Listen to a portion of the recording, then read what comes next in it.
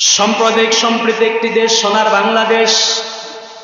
হিন্দু, বৌদ্ধ, খ্রিস্টান, মুসলমান সকলে যার যার মতো বসবাস করবে, কোনো বাধা নাই। মুসলমান মুসলমানের ধর্ম পালন করবে, কোনো বাধা নাই। হিন্দু হিন্দুর ধর্ম পালন করবে, কোনো বাধা নাই। খ্রিস্টান খ্রিস্টানের ধর্ম পালন করবে, বৌদ্ধ বৌদ্ধের ধর্ম পালন করবে, কোনো বাধা নাই।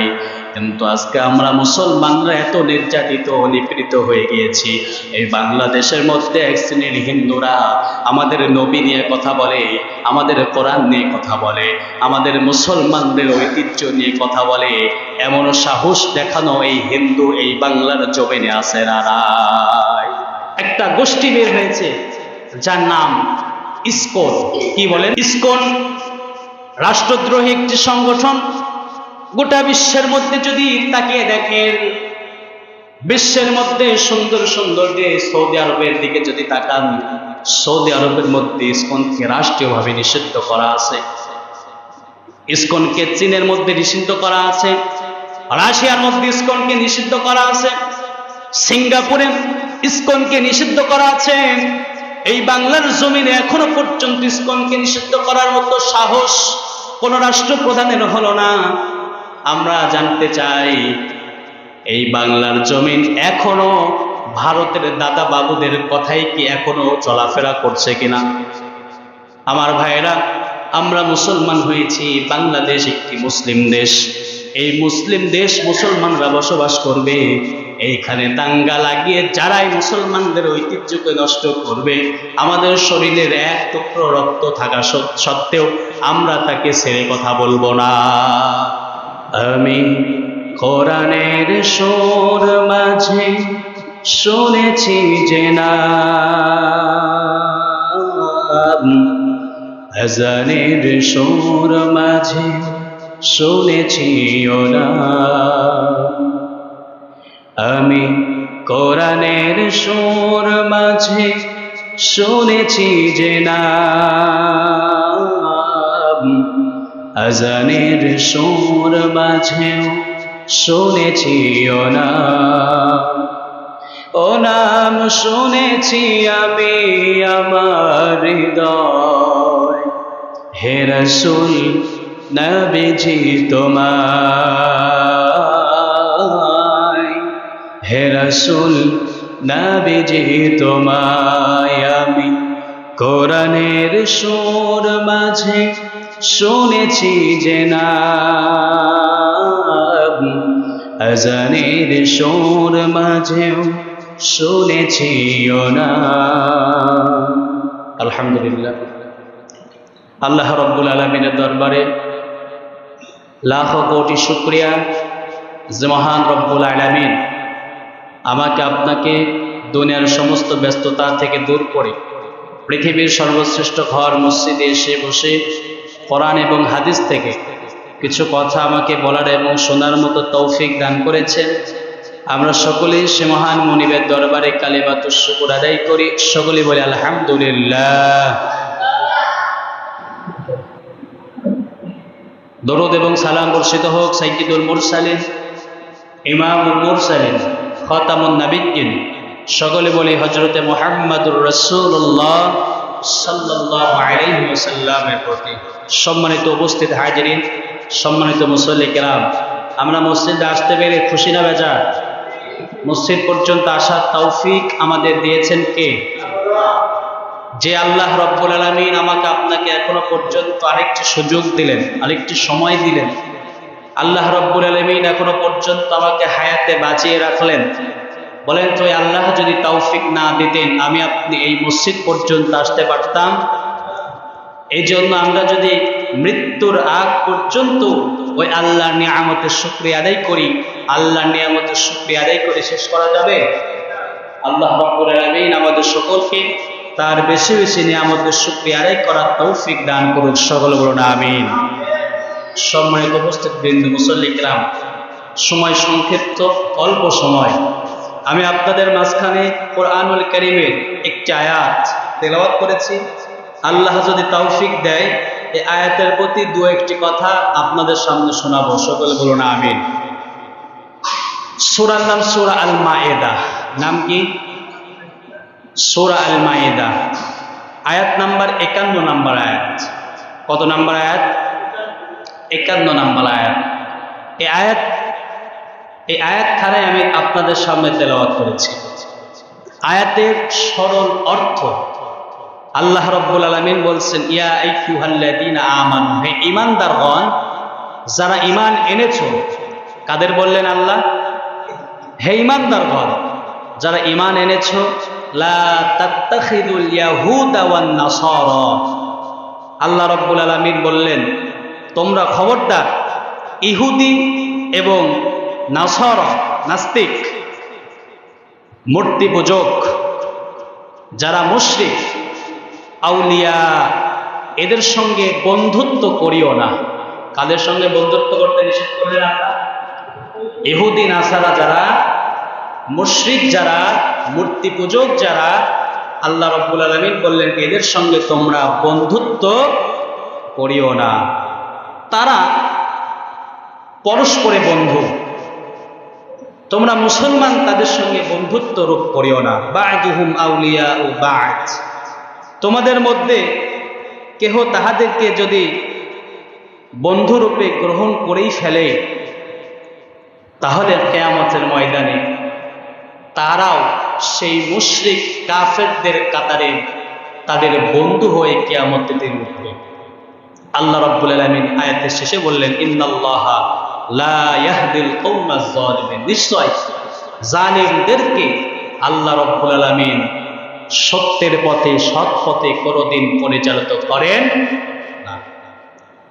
তাহলে আমাদের বন্ধু বানাতে হলে কোন হিন্দু, কোন নাস্তিক, কোন খ্রিস্টান, কোন ইহুদি, এরা কি আমাদের বন্ধু হতে পারে?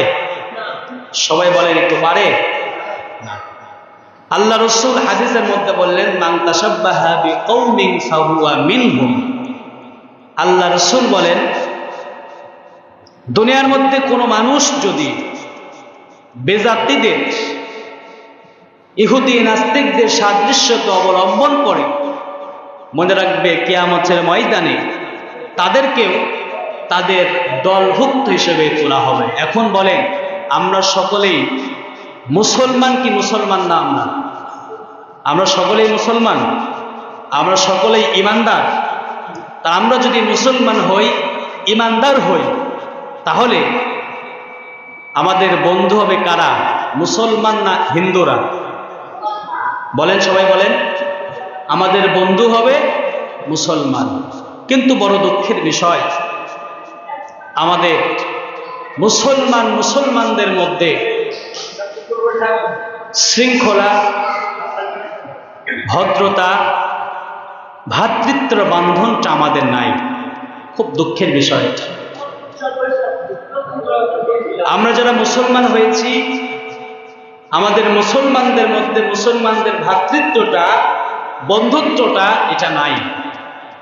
কিন্তু দেখেন, কাফেরদের দিকে তাকান, হিন্দুদের দিকে তাকান, গোটা বিশ্বের কুফফার শক্তির দিকে তাকান, গোটা বিশ্বের কুফফার শক্তি এক না? বলেন, গোটা বিশ্বের কাফেররা এক। কিন্তু আমরা মুসলমানরা আজও পর্যন্ত এক হতে পারলাম। একটু লক্ষ্য করে দেখবেন যে একটা মুসলমানকে ধ্বংস করার জন্য, একটা মুসলিমকে মারার জন্য, এই বাংলার জমিনের কেউ যদি একটা মুসলিমকে আঘাত করে, কোনো কাফের, গোটা বিশ্বের কাফেররা তার পক্ষে থাকে কি থাকে না? আবার যদি কোনো কাফেরের গায়ে কোনো মুসলমান হাত দেয়, দেখবেন গোটা বিশ্বের কাফেররা এই মুসলিমদের উপর অত্যাচার করা শুরু করে দেয়। সকলে তখন এক হয়েছে। কিন্তু আমরা মুসলমান, আমরা কিন্তু তা না। আমার ঘরের মধ্যে আমাদের মুসলমানদের ভ্রাতৃত্ব নাই, বাবা সন্তানের মধ্যে মুসলমানদের ভ্রাতৃত্ব নাই।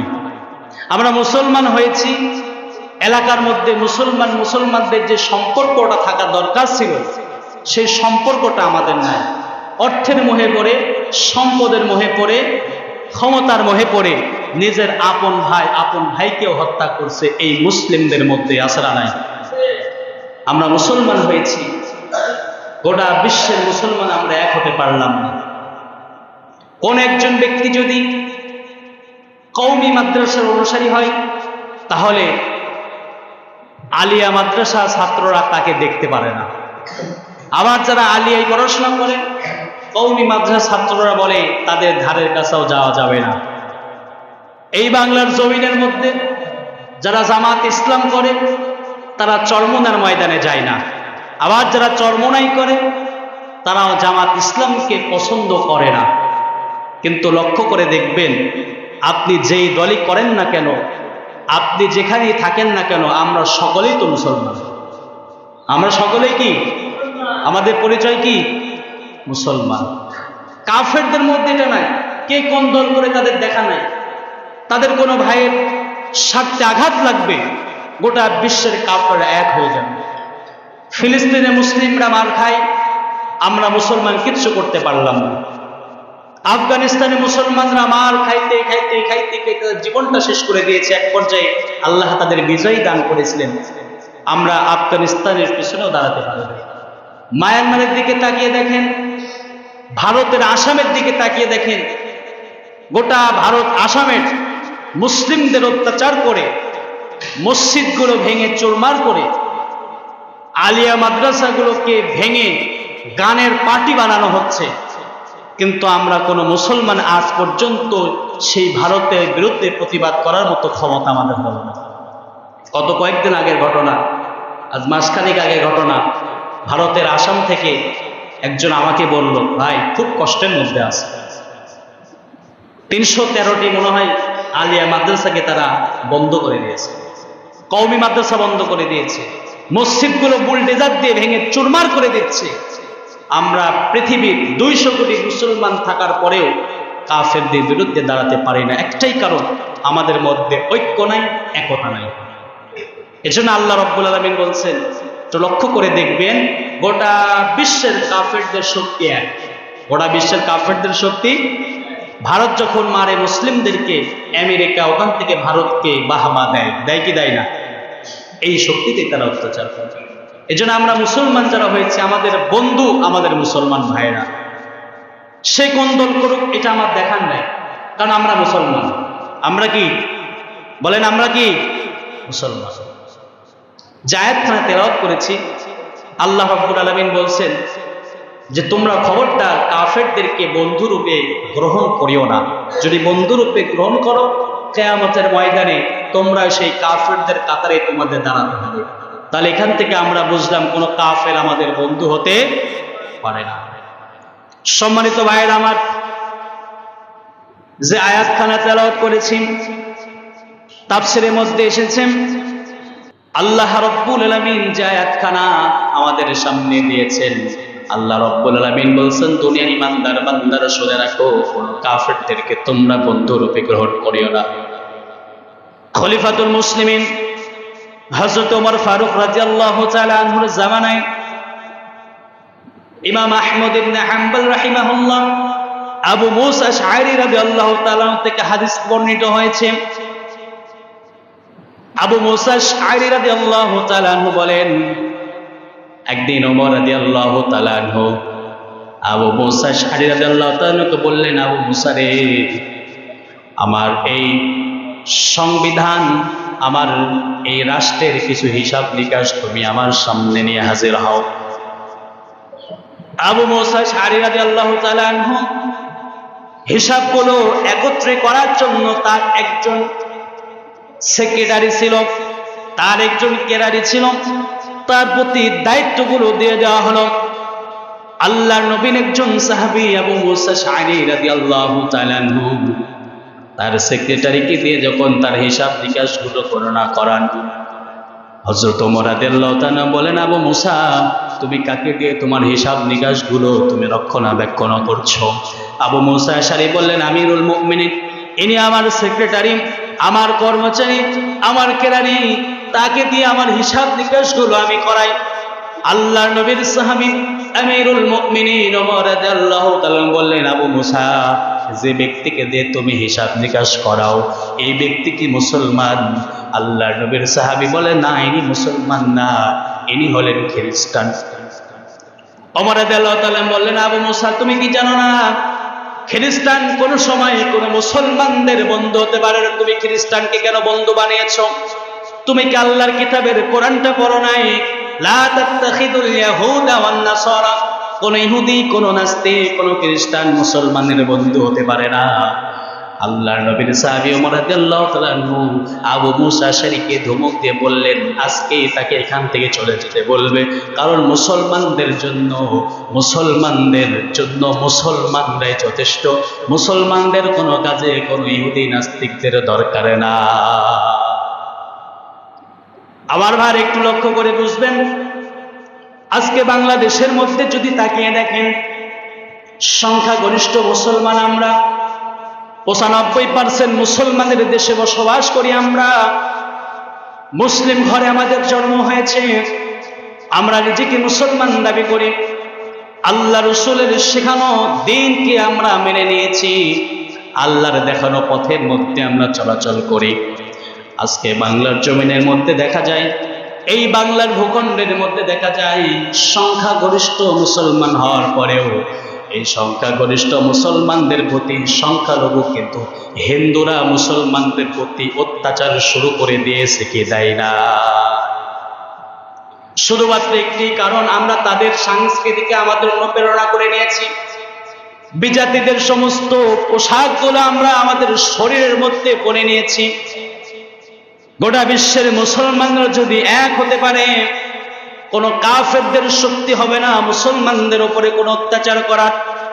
আজকে লক্ষ্য করে দেখবেন যে হিন্দুগুলোর বাংলার জমিনের মধ্যে আছে, পূজার সময় যখন হয়, তাদের পূজাকে নিরাপত্তা দেওয়ার জন্য, তাদের ধর্মকে নিরাপত্তা দেওয়ার জন্য আমরা মুসলমানরাই কিন্তু তাদের মন্দির পাহারা দিয়েছিল। এমনও নজির এই বাংলাদেশের মধ্যে আছে না নাই? কথা বলেন, আছে না নাই? সাম্প্রদায়িক সম্প্রীতি একটি দেশ, সোনার বাংলাদেশ। হিন্দু, বৌদ্ধ, খ্রিস্টান, মুসলমান সকলে যার যার মতো বসবাস করবে, কোনো বাধা নাই। মুসলমানের ধর্ম পালন করবে, কোনো বাধা নাই। হিন্দুর ধর্ম পালন করবে, কোনো বাধা নাই। খ্রিস্টানের ধর্ম পালন করবে, বৌদ্ধের ধর্ম পালন করবে, কোনো বাধা নাই। কিন্তু আজকে আমরা মুসলমানরা এত নির্যাতিত, নিপীড়িত হয়ে গিয়েছি। এই বাংলাদেশের মধ্যে এক শ্রেণীর হিন্দুরা আমাদের নবী নিয়ে কথা বলে, আমাদের কোরআন নিয়ে কথা বলে, আমাদের মুসলমানদের ঐতিহ্য নিয়ে কথা বলে।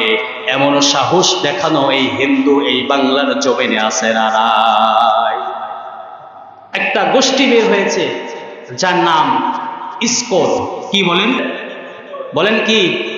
ইসকন হিন্দুদের একটি গোষ্ঠী। এই ইসকন গোষ্ঠী, এই দল পৃথিবীর মধ্যে যেই দেশের মধ্যে যায়, সেই দেশের মধ্যে দাঙ্গা লাগিয়ে দেয়। যেই দেশের মধ্যে যায়, সেই দেশের মধ্যে তারা অত্যাচার, জুলুম শুরু করে দেয়। এরা একটা হিন্দু একটা ঐক্য জোটের একটা অংশ। এই বাংলাদেশের মধ্যেও ইসকন আছে, এই বাংলাদেশের মধ্যেও ইসকন আছে। এই ইসকন, এদের জন্ম ভারতে না। কোথায় না বলেন? এদের ভারত থেকে তৈরি হয় নাই। ভারত তো হিন্দুত্বের একটা আস্তানা, হিন্দু দেশ ভারত, কিন্তু ইসকনের স্থান ভারতে নাই। এই ইসকন একটি উগ্রবাদী সংগঠন, ইসকন একটি রাষ্ট্রদ্রোহী সংগঠন। ইসকনকে বাংলার জমিনের মধ্যে প্রশ্রয় দেওয়া হয়েছে। এই কারণে এই ইসকনরা আজ মাথা তুলে মুসলমানদের অত্যাচার করার মতো সাহস পাচ্ছে। কিছুদিন আগে আমরা দেখলাম চট্টগ্রামে এক সাংবাদিক, আলিফ নামে এক সাংবাদিককে ছুরি দিয়ে আঘাত করে গলা কেটে হত্যা করলো ইসকনের দল। এর আগে আমরা দেখেছি এই ইসকন হিন্দুরা গত বছর এপ্রিল মাসে, 24 সালের এপ্রিল মাসে আমরা দেখেছি একটা মন্দিরের মধ্যে 7 জন যুবককে, মুসলিম যুবককে আটকে রেখে বেধড়ক পিটিয়ে 2 জন যুবককে হত্যা করেছে। এই নজির আমরা দেখেছিলাম কি দেখেন নাই? ভুলে গেলে চলবে না। তার মধ্যে 2 জন ছিল কোরআনের হাফেজ।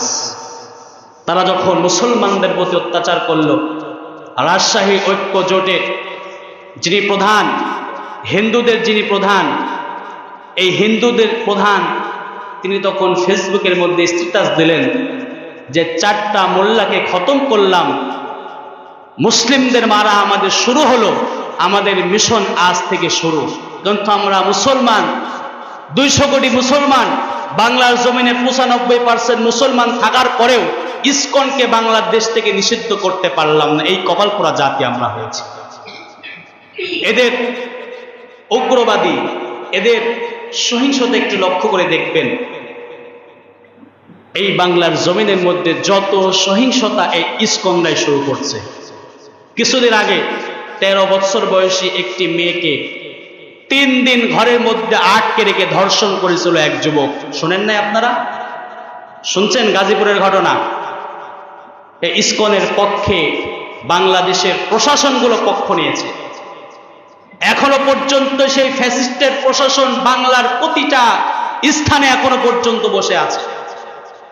সম্পূর্ণ সাক্ষ্য থাকার পরেও 3টা দিন পর্যন্ত 13 বছর একটি বাচ্চা মেয়েকে এক লাগাতারে ধর্ষণ করার পরেও তার বিপক্ষে সেই হিন্দু যুবকের বিরুদ্ধে সর্বপ্রকার সাক্ষ্য থাকার পরেও বাংলাদেশি পুলিশ সোসাইটির পুলিশের ভেরিফাই পেজ থেকে, প্রশাসনিক পেজ থেকে স্ট্যাটাস দেওয়া হয় যে এই মেয়ের সঙ্গে হিন্দুর প্রেমের সম্পর্ক ছিল, এর আগেও বাড়ি থেকে 3 বার পালিয়ে গিয়েছে। এই কথা তো শয়তানেও বিশ্বাস করবে না, বলেন ঠিক কিনা? এই স্ট্যাটাস দিয়ে তার মামলাকে ডিসমিস করে দেওয়ার পায়তারা চলছে বাংলাদেশের। আমরা মুসলমান ঘরের সন্তান হয়েছি। আমার মায়ের ইজ্জত নষ্ট হবে, আমার বোনের ইজ্জত নষ্ট হবে। কিছুদিন আগে আমরা দেখেছি নর্থ সাউথ ইউনিভার্সিটিতে কোরআনকে অবমাননা করেছে, চোখের সামনে লাইভে এসে কোরআনকে অবমাননা করেছে। আমরা মুসলমান কিছু করতে পেরেছি? বলেন আমরা পেরেছি? আমরা ঈশ্বরদীর বুক থেকে আমরা প্রতিবাদ করার মতো ক্ষমতা আমরা দেখাতে পারি না। আমরা এমন মুসলমান হলাম। এর জন্য আমরা চাই এই হিন্দু যারা, ইসকনের পক্ষে যারা, এদের থেকে আমাদের দূরে থাকতে হবে। ইসকনকে সামর্থ্য আমাদের দেওয়া যাবে না। আর এখান থেকে আমরা দাবি জানাতে চাই, যে যুবক কোরআনকে অবমাননা করেছে, যে যুবক 13 বছর বয়সী আশামণিকে ধর্ষণ করেছে, এই যুবকের অতি বিলম্বে ফাঁসিটা আমরা সকলে স্বচক্ষে দেখতে চাই। আমরা সকলে চাই তো? আমরা সকলেই চাই।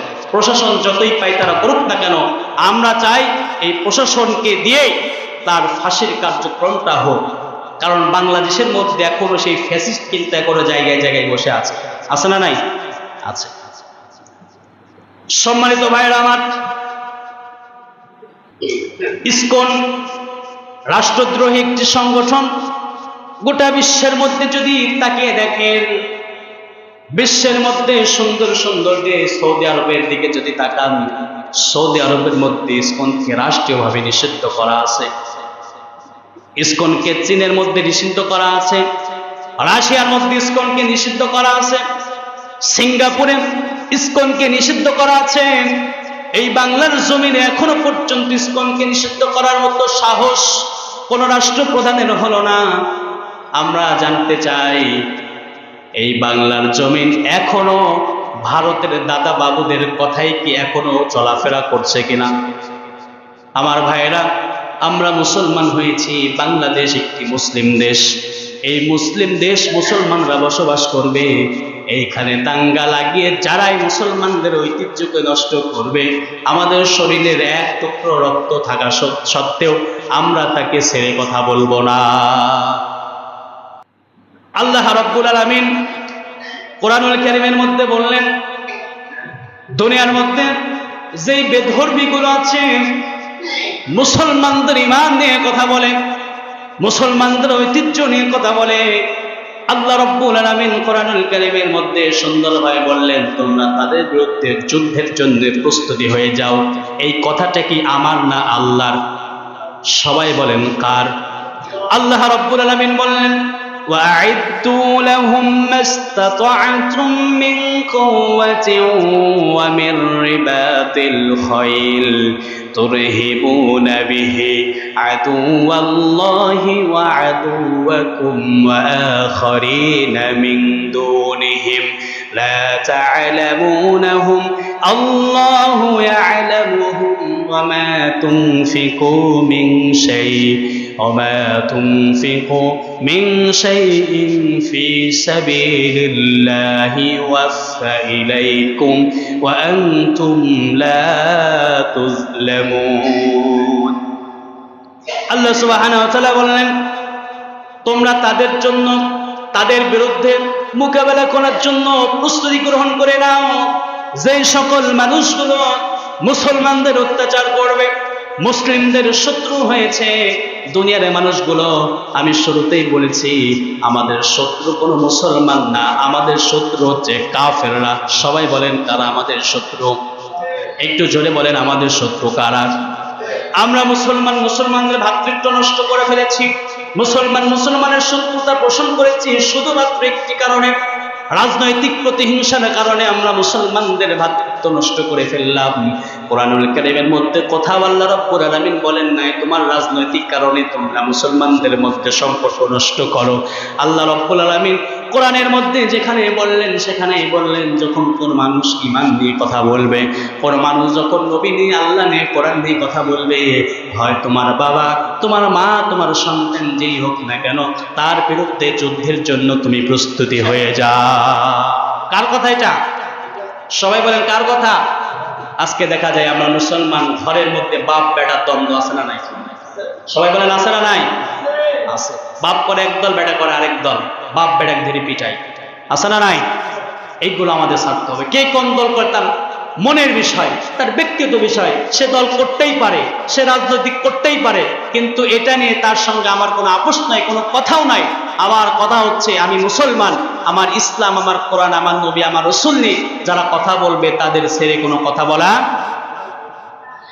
আল্লাহ নবী আবার বললেন, দুনিয়ার মানুষেরা শুনে রাখো, শেষ জামানায়, আখিরি জামানায় এমন একটি সময় আসবে যে সময়টার মধ্যে কাফেরদের সঙ্গে মুসলমানদের একটি যুদ্ধ হবে। এই কথাটা আল্লাহ রাসূলের কথা।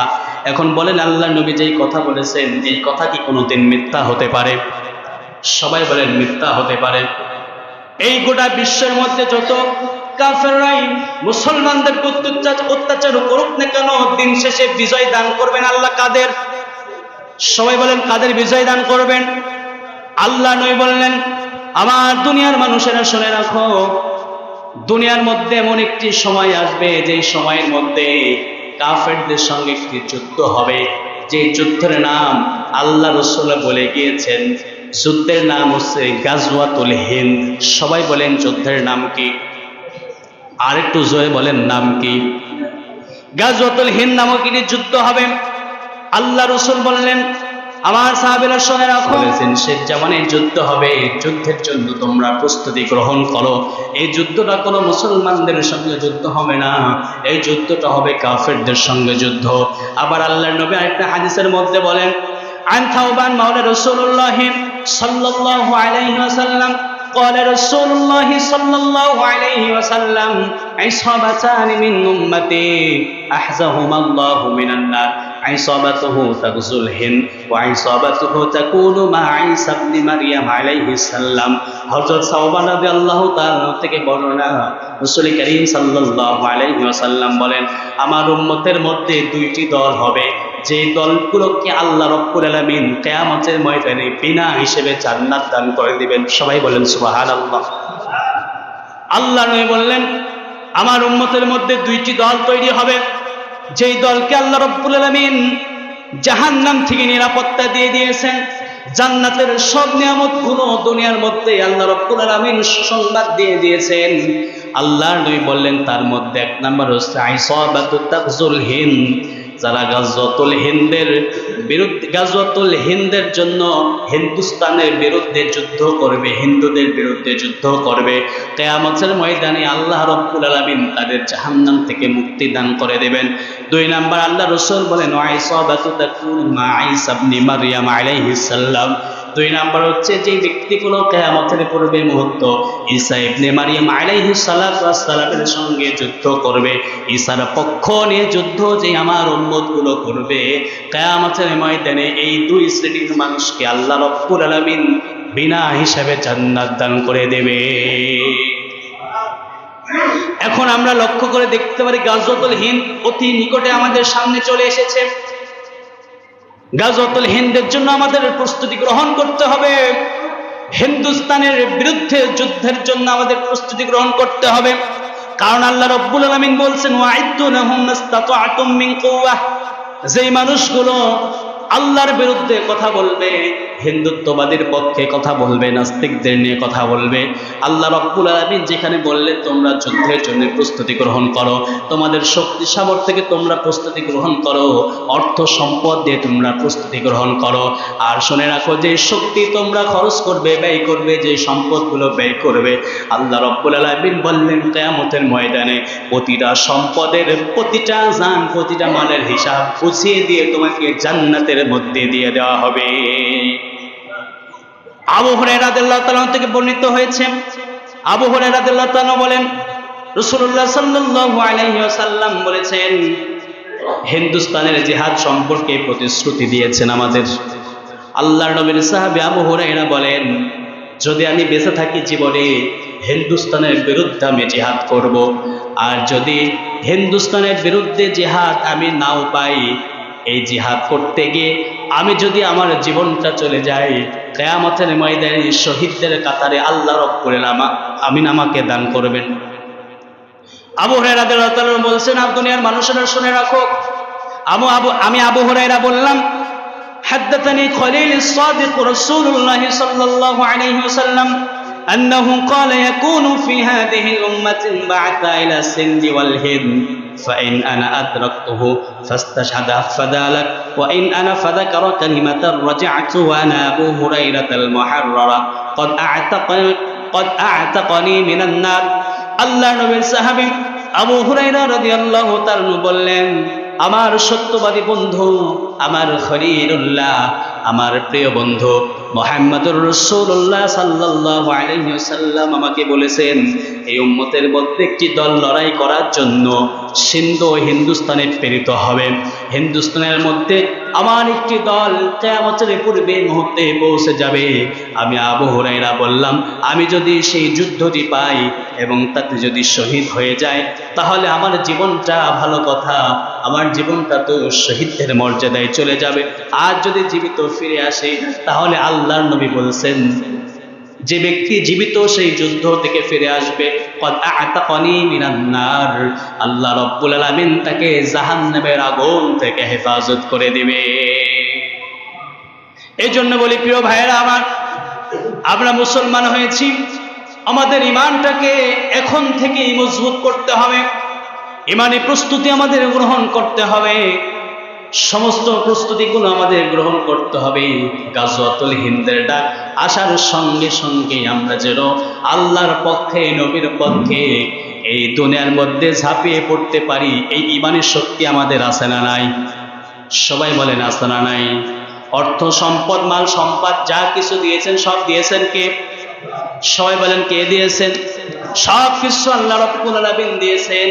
আল্লাহ যদি চাই সব কিন্তু আমার কেড়ে নিতে পারে, কিন্তু আমরা মুসলমান হয়েছি, আমাদের ঈমানটা বিক্রি করা যাবে না। কোনো মুসলমানদের পক্ষে, কোনো মুসলমানদের বিরুদ্ধে, কোনো নাস্তিকদের বিরুদ্ধে ঈমানটা আমাদের বিক্রি করা যাবে না। কোনো কাফেরদের কাছে আমাদের ঈমানটা, টাকার প্রয়োজন পড়লে ইহুদিদের কাছে টাকা দিয়ে আমাদের ঈমানটা বিক্রি করা যাবে না। এমনও মানুষ মুসলমান দেখা যায় টাকার লোভে পড়ে আমেরিকার দালাল হয়ে যায়, আছে না নাই? সবাই বলেন আছে না নাই? এই জন্য প্রিয় ভাইয়েরা আমার, আমরা আমাদের ঈমানটা নষ্ট করব না, ঈমানটাকে মজবুত করে রাখবো। বলেন বলেন, ঈমানটাকে আমাদের ঠিক রাখতে হবে। আমি আজকে শুরুতেই বলছিলাম যে ইসকন নিয়ে আপনাদের সামনে যে একটি কথা বললাম, এই বাংলাদেশের মধ্যে আরেকটি চক্র বের হয়েছে। আমি সকলকে সতর্ক করার জন্য বলি, এই চক্রটার নাম হচ্ছে ভাগুয়া লাভ ট্র্যাপ। নাম কি বলেন? ভাগুয়া লাভ ট্র্যাপ। এটাও হচ্ছে হিন্দুদের একটি সংগঠন। এটাও কাদের সংগঠন? বলেন কাদের সংগঠন? হিন্দুদের। ইসকন যেমন হিন্দুদের একটি সংগঠন, এই ভাগুয়া লাভ ট্র্যাপ এটাও হিন্দুদের একটি সংগঠন। এটা হয়তো অনেকে বুঝতে পারেন নাই। গত কিছুদিন আগে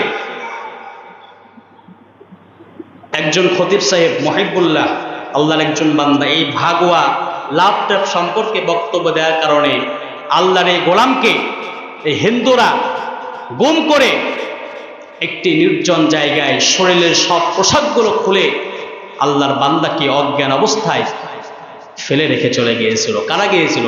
সোনার ছেলেরা, এই হিন্দুরা। কারা? ইসকনের একটি গোষ্ঠী এরা, হিন্দুদের একটি গোষ্ঠী এরা। এদের মধ্যে আরেকটি চক্র, আরেকটি সংগঠনের নাম হচ্ছে